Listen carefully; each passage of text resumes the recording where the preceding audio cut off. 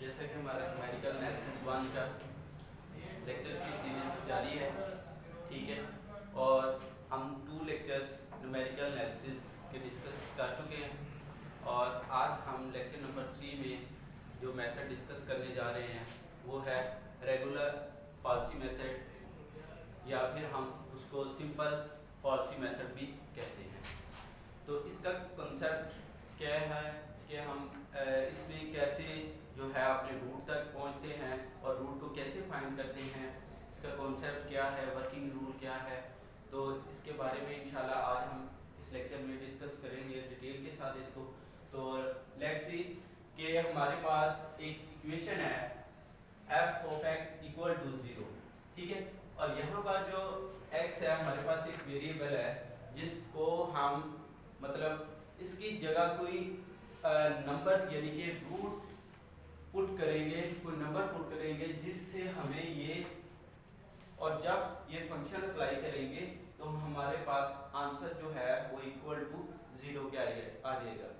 मतलब कहने का ये है कि इक्वल टू 0 रखने का मकसद ये है कि इसकी 0 की जगह हमारे पास कोई और कांस्टेंट भी हो सकता है, और जो रूट पुट करने से हमारे पास वो इक्वेशन सेटिस्फाई होनी चाहिए, वो 0 के अलावा भी इक्वल हो सकता है, ठीक है। इक्वल टू सम कांस्टेंट होना चाहिए, लेकिन जो हम पुट करेंगे वैल्यू वेरिएबल की, वो पुट करने से हमारे पास जो इक्वेशन है वो जिस भी कांस्टेंट के इक्वल है वो हमारे पास सेटिस्फाई होनी चाहिए, ठीक है। और ग्राफिकली हम इसको देखते हैं कि लेट्स से कि हमारे पास इस इक्वेशन का जो ग्राफ है वो कुछ ऐसा है, ठीक है। और जो कि हमारे पास x एक्सिस पर इसको कट कर रहा है।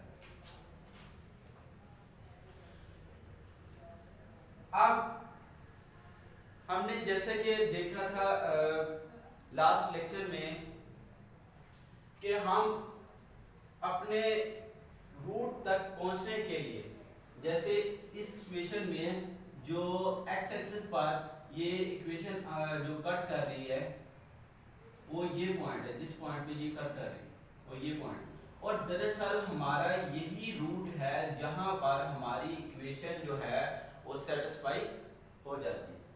अब इस रूट तक पहुंचने के लिए हमने एक इस पॉइंट के लेफ्ट साइड पे पॉइंट लिए जो कि हमने x नोट के नाम से रिप्रेजेंट किया है, और दूसरा राइट साइड पे हमने एक पॉइंट लिया है जिसको हम रिप्रेजेंट कर रहे हैं x1 के साथ, ठीक है। अब ये दो पॉइंट कैसे होंगे, जो भी हमें फंक्शन दिया गया है या इक्वेशन दी गई है जिसको हम इक्वल टू 0 के रखते हैं, ठीक है, उसमें फॉर एग्जांपल हमने x नोट पुट किया है, ठीक है, x नोट पुट किया है, इस पे हमें फंक्शन वैल्यू दे रहा है लेस देन 0, मतलब के नेगेटिव वैल्यू दे रहा है, और जो x1 है इसको हम जब इस इक्वेशन में पुट करेंगे तो हमारे पास आंसर जो है वो पॉजिटिव आ रहा है, ठीक है। तो आपने लेफ्ट और राइट साइड पे फंक्शन की या इक्वेशन की दो ऐसी वैल्यूज का इंतखाब करना है जहां पर हमारी इक्वेशन जो है वो एक पे नेगेटिव आंसर दे और एक पे पॉजिटिव आंसर दे। और जरूरी नहीं है कि x नोट जो है x नोट पे वो नेगेटिव वैल्यू ही दे, वो उस पे पॉजिटिव वैल्यू भी दे सकती है। और इसी तरह जो x1 है ये भी ऐसे कि इस पे पॉजिटिव वैल्यू भी आ सकती है और नेगेटिव वैल्यू भी आ सकती है। नेक्स्ट इनका जो अगर हम प्रोडक्ट देखें f of x note into f of x1, ठीक है, वो हमारे पास वो भी लेस देन 0 आएगा। क्यों 0 आएगा? फॉर एग्जांपल हमारे पास x नोट पे जो वैल्यू आई इक्वेशन की वो फॉर एग्जांपल -1 है, और f of x1 पे जो वैल्यू है वो पॉजिटिव 1 है। जो -1 और पॉजिटिव 1 जो मल्टीप्लाई होंगे तो हमारे पास -1 आ जाएगा व्हिच इज लेस देन 0, ठीक है।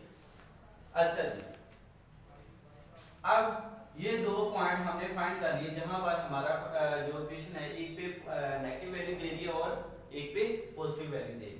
अब हमने जिस तरह लास्ट मेथड में हमने c फाइंड किया था, ठीक है, बोल्जानो मेथड है, ठीक है, जिसको हम बोल्जानो मेथड कहते हैं। तो उसमें हमने c फाइंड किया था एक थर्ड पॉइंट, यानी a प्लस बी ओवर 2, यानी कि फॉर एग्जांपल ये हमारे पास a है, x नोट a और x1 हमारे पास b है, इन दोनों को प्लस करके हमने 2 पे डिवाइड किया और हमारे पास आंसर है c का एक थर्ड पॉइंट आया, ठीक है। अब जो थर्ड पॉइंट है वो इन्हीं दो रूट्स के दरमियान आएगा, ठीक है, इन दो पॉइंट्स के दरमियान आएगा, ठीक है, x नोट और x1 के दरमियान। तो जो इन दो पॉइंट्स के दरमियान x नोट और x1 के दरमियान जो पॉइंट आएगा, जिस तरह हमने बोल्जानो मेथड में फाइंड किया था थर्ड पॉइंट, इसी तरह हम इसमें फाइंड करेंगे वो थर्ड पॉइंट। और वो कैसे करेंगे वो देखते हैं कि यहां पर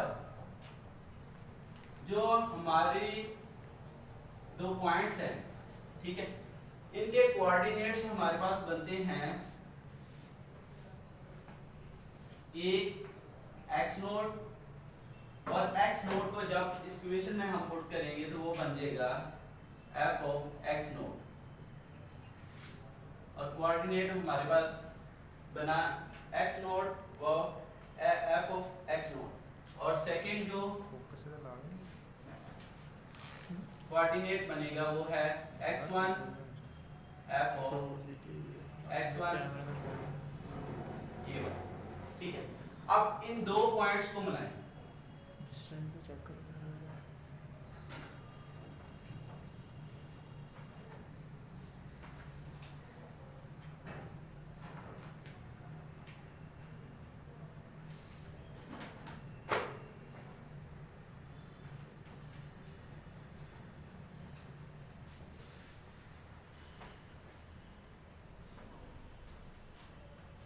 आप देख सकते हैं कि जो ये लाइन हमने इन दो कोऑर्डिनेट्स को मिलाने से हमने जो लाइन ड्रा की है वो इस रूट के जहां पर f of x equal to 0 हो रहा है वो इसके करीब तर होती जा रहा है, ठीक है। अब इस इक्वेशन लाइन की जो इक्वेशन भी हमारे पास होगी, और वो हमारे पास कैसे फाइंड होगी, वो दरअसल y minus y1 equal to y2 minus y1 over x2 minus x1 into x minus x1। इस फार्मूले से हम इस इक्वेशन की इस लाइन की इक्वेशन हम फाइंड करेंगे, और यहाँ पर जो y1 y2 x2 x1 वो हमारे पास दरअसल ये कोऑर्डिनेट्स हैं, कौन से, x note f of x note and x1 f of x1, ये हमारे पास दो इसके कोऑर्डिनेट्स हैं जो कि हम x1 और y1 की जगह पुट करेंगे। तो ये y माइनस x y1 हमारे पास इधर क्या है, ये पहले जर्मन में f ऑफ x नोट हमारा क्या है y, इसकी वैल्यू पुट की, ये आ गया हमारे पास f of x not equal to y2 क्या है हमारे पास, वो इस यहां से हम निकालेंगे, y2 है f of x1 minus y1 है f of x note divided by x2 minus x1। x2 है हमारे पास x1, ये हमारे पास कोऑर्डिनेट है, माइनस x1 है x note, into x minus x1, x1 क्या है, x note, x minus x note, ठीक है। नेक्स्ट आपने जो है y की जगह 0 पुट कर देना, ठीक है। y की जगह जब 0 पुट किया तो हमारे पास ये आ जाएगा minus f of x not equal to f of x x1 minus f of x not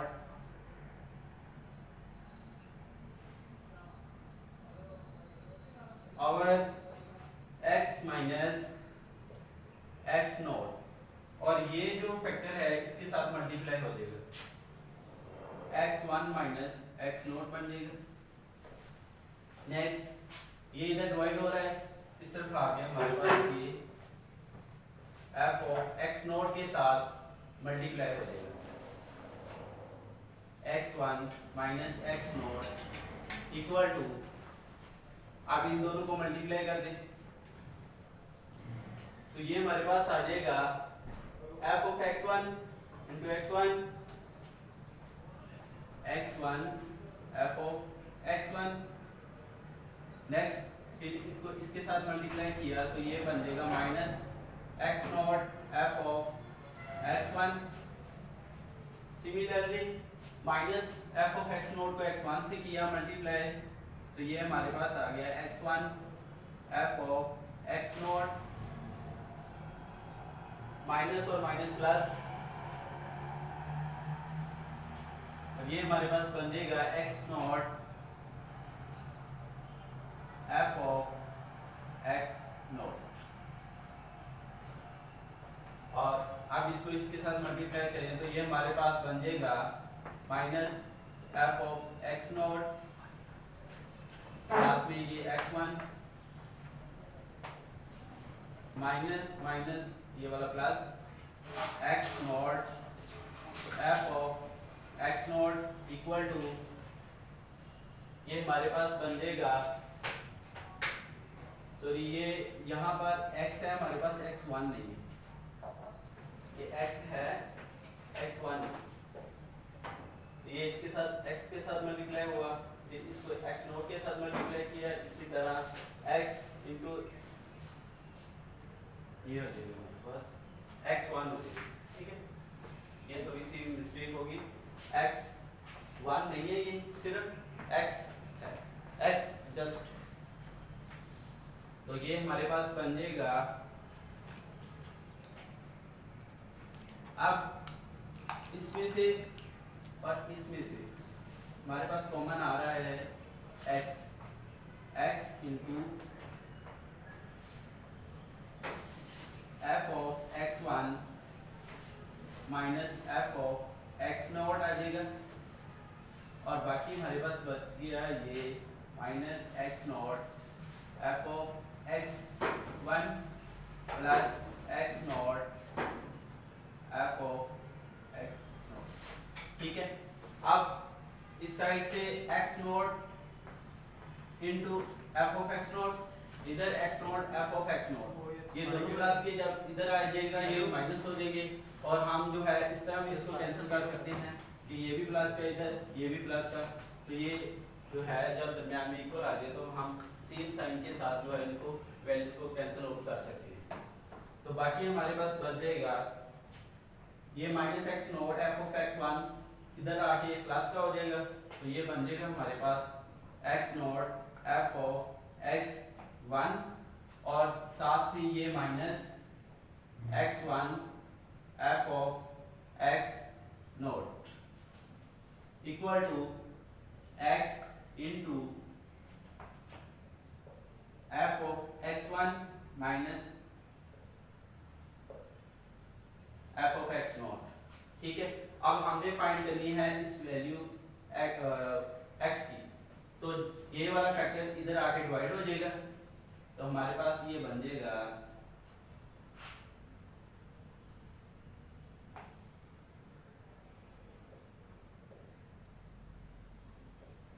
f of x not over f of x1 minus f of x not. ठीक है, अब ये जो पॉइंट आया है x निकाला हमने, दरअसल यहां पर हमने दो पॉइंट लिए थे x नॉट और x1। अब हमारे पास हमने एक लाइन ड्रा की, ठीक है, जो कि हमारे रूट के करीब से गुजर रही है, ठीक है, और वो पॉइंट लेट्स सी कि वो ये वाला पॉइंट है, सपोज कि हमारे पास वो ये वाला पॉइंट है। अब इन दो पॉइंट्स के दरमियान हमारे पास एक तीसरा पॉइंट आएगा ना, जिसको हम सपोज के x2 का नाम देते हैं, x2 का, और यहां पर फिर इस इक्वेशन में हमने x को रिप्लेस कर देना है x2 के साथ।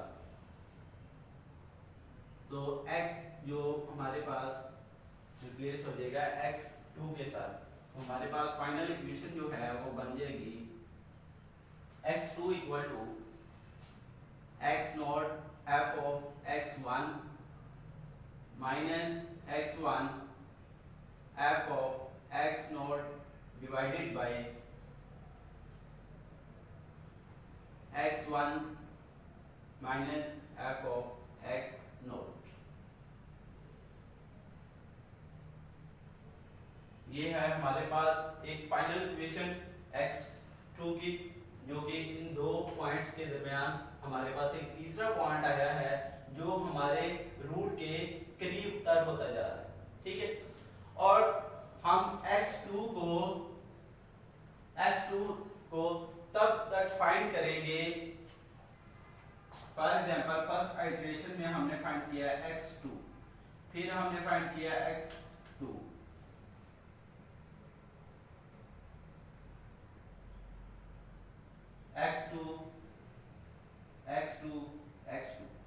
ठीक है।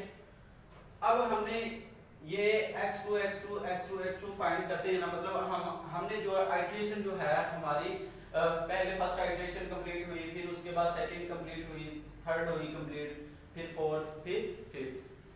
अब देखें जो x2 है हमने कब तक फाइंड करना है, जब तक कि क्वेश्चन में फॉर एग्जांपल हमें कहा गया है कि अप टू 4 डेसिमल प्लेसेस तक, करेक्ट टू 4 डेसिमल प्लेसेस तक आपका आंसर जो है आना चाहिए। फॉर एग्जांपल क्या हमारा जो आंसर है वो फोर्थ आइटरेशन पास, हमारा आंसर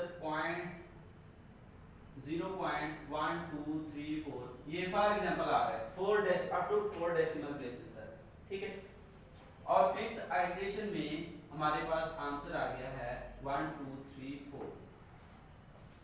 तो अब देख सकते हैं कि फोर्थ आइटरेशन जो की थी उस पे x नोट निकला हमारा 0.1234, ठीक है। और इसी तरह फिफ्थ आइटरेशन में आंसर जो है हमारा वही आइटरेशन जो है x2 जो है वो रिपीट हो गया, ठीक है। तो हमारा जो रूट बनेगा उस इक्वेशन का वो हमारा फोर्थ आइटरेशन पे जो हमारा आंसर आया है आपको करेक्ट टू 4 डेसिमल प्लेसेस तक, यानी कि जैसे फॉर एग्जांपल हमने लिया 0.1234, ठीक है। तो ये हमारा इस इक्वेशन का रूट कहलाएगा। दूसरा वे इसको रूट को देखने का ये है कि हमारे पास फॉर एग्जांपल फोर्थ आइटरेशन निकाली हमने, ठीक है। तो हमारे पास f of x2, ठीक है, जो x2 निकाला है वो दोबारा हमने इस फंक्शन में पुट करना है, ये वाले इक्वेशन में पुट करना है। तो वहां से हमने देख लेना कि हमारा फॉर एग्जांपल आंसर आया 0.0001, ठीक है। तो फिफ्थ आइटरेशन में हमने देखा जब दोबारा हमने x2 पुट किया तो हमारा जो आंसर आया वो अप टू 4 डेसिमल प्लेसेस तक, करेक्ट टू 0.0000, ठीक है। मतलब कि इस फिफ्थ आइटरेशन पे जो हमारा रूट आया था फॉर एग्जांपल वो 1 2 3 4 नहीं बल्कि 1 2 5 7 आया, वो पुट करने से हमारा जो हमारी जो इक्वेशन है वो सेटिस्फाई कर रही है, यानी कि जो आइट्रेशन आंसर जो है वो 0 0 दे रही है। तो हमारा x नॉट ये वाला जो होगा ये इस इक्वेशन का रूट कहलाएगा, क्योंकि ये इसको सेटिस्फाई कर रही है, ठीक है। और जो आंसर है हमारे पास वो 0 0 आ रहा है, ठीक है। और जो इसी तरह इसका जो प्रोसेस है वो टेबल का वो सिमिलर जो प्रीवियस मेथड जो हमने डिस्कस किया था बोलजानो मेथड, ठीक है, उसी तरह जो है हम इसका टेबल भी डिस्कस करेंगे। फॉर एग्जांपल कि हमारे पास ये दो पॉइंट आए हैं x नॉट और x1। अब हमने ऐसे करके एक टेबल बनाया जिसमें x नॉट है, x1 है और x2 है, ठीक है, और साथ में है f of x2। For example कि हमारे पास x नॉट है 0 और ये है 1 और हमारे पास ये है 1.5000, ठीक है। इस पे आंसर जो है हमारे पास वो 0.25, ठीक है, 0 0 which is greater than 0। अब नेक्स्ट स्टेप में हमारे पास आप देख सकते हैं कि f of x नॉट की वैल्यू पॉजिटिव आई है ना। अब इधर हमारे पास x नॉट पे नेगेटिव वैल्यू आ रही है और इस पे हमारे पास पॉजिटिव वैल्यू आ रही है। नेक्स्ट स्टेप में आपने जो x1 जो है वो x2 की वैल्यू बन जाएगी, ठीक है, मतलब कि x2 की जो वैल्यू है वो x1 की वैल्यू बन जाएगी। क्यों बनेगी? क्योंकि जो x1 पे हमारे पास फंक्शन की वैल्यू पॉजिटिव है और दूसरी तरफ जब हमने x2 को पुट किया तो हमारे पास फंक्शन की वैल्यू क्या आ रही है? पॉजिटिव आ रही है। अब हमने इन दोनों को यानी कि इन दोनों के साइन सेम आ गए, इसकी जो x2 की वैल्यू होगी वो x1 की वैल्यू बन जाएगी और जो x नॉट की वैल्यू होगी वो हमारे पास सेम ही रहेगी, वो 0 की 0 ही रहेगी। और न्यू इंटरवल जो हमारे पास जो है सेकंड आइटरेशन में, ठीक है, वो हमारे पास बन जाएगा 0 से 1.5000 तक, ठीक है। और इसी तरह हम जो इस प्रोसेस को कंटिन्यू रखेंगे अंटिल हमारा जो फंक्शन जो है वो वैल्यू को सेटिस्फाई ना कर जाए या हमारी जो आइटरेशन जो है वो रिपीट ना होना शुरू हो जाए। तो इसके साथ ही इंशाल्लाह हम नेक्स्ट लेक्चर पे इसकी कुछ एग्जांपल डिस्कस करेंगे। इसके साथ हमारा जो है वो मोर कंसेप्ट क्लियर हो जाएगा, ठीक है। और इसके साथ ही इजाज़त चाहते हैं।